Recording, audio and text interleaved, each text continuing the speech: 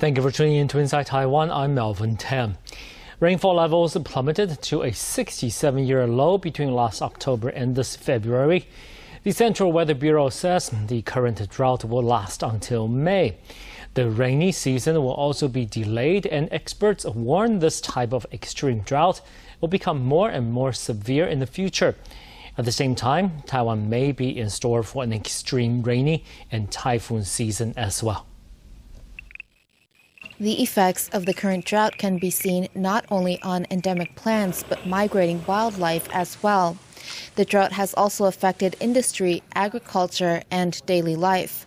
The Central Weather Bureau, meanwhile, says this year's rainy season won't arrive until June. Precipitation levels hit a 67-year low between last October and this past February. Despite spring rains in northern Taiwan during March, recorded rainfall for the year was less than 50% of averages and the second lowest level in history. Weather Forecast Center Director Zhen Mingdian says the drought has many causes, including high water temperatures in the Pacific Ocean. Academia Sinica researcher C.H. Wang further says global warming and greenhouse gases also play a role. Based on his study of data since 1940, Wang says total rainfall in Taiwan has not changed much, but it has gradually increased in northern Taiwan and gradually decreased in western, southern, and eastern Taiwan. This is like there is a curving line running across the middle of the island, resulting in a wetter north and drier south. Wang says the combination of unbalanced rainfall and global warming have increased rainfall by 6 times during rainy and typhoon season. In short, winter and spring will be times of drought, while rainy and typhoon season will be times of floods.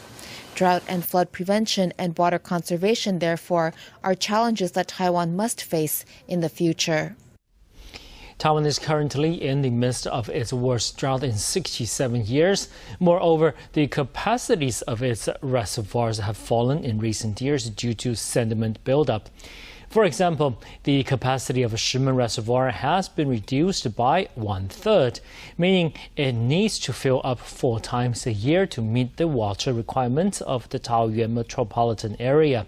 Although the government has been working hard to clean the reservoirs, the sediment is still building up at a faster rate, and as such, it can only undertake projects to prolong the lifespan of the reservoirs. Gravel trucks travel back and forth in Taoyuan City's Luofu village, conveying truckloads of sediment dredged from the bottom of a river located 16 kilometers upstream from Shimen Reservoir.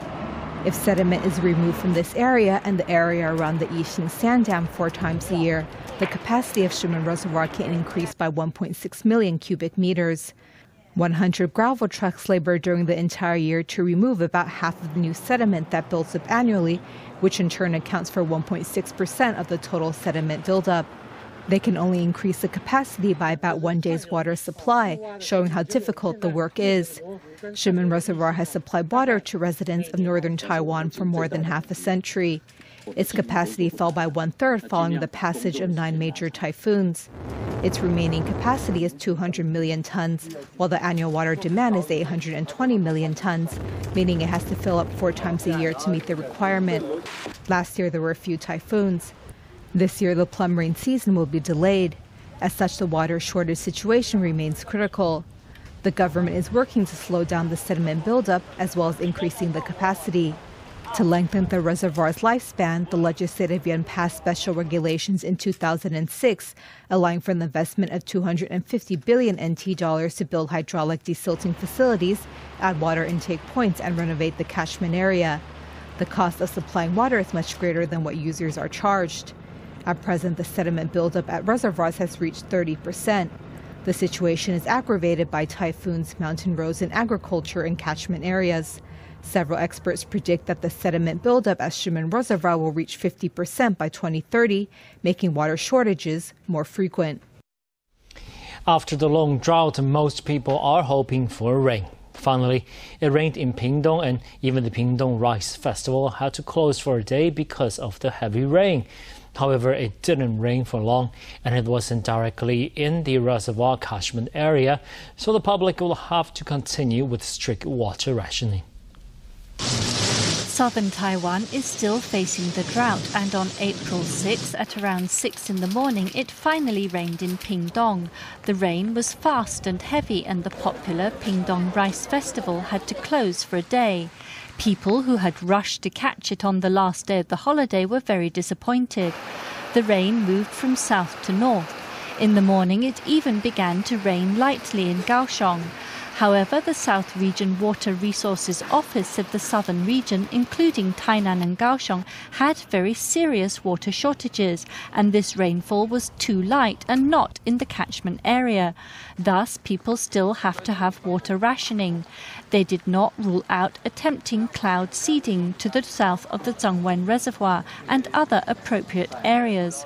According to the Central Weather Bureau, there is a chance of rain in the coming days in the south. So they are optimistic this may help a little in getting through the drought.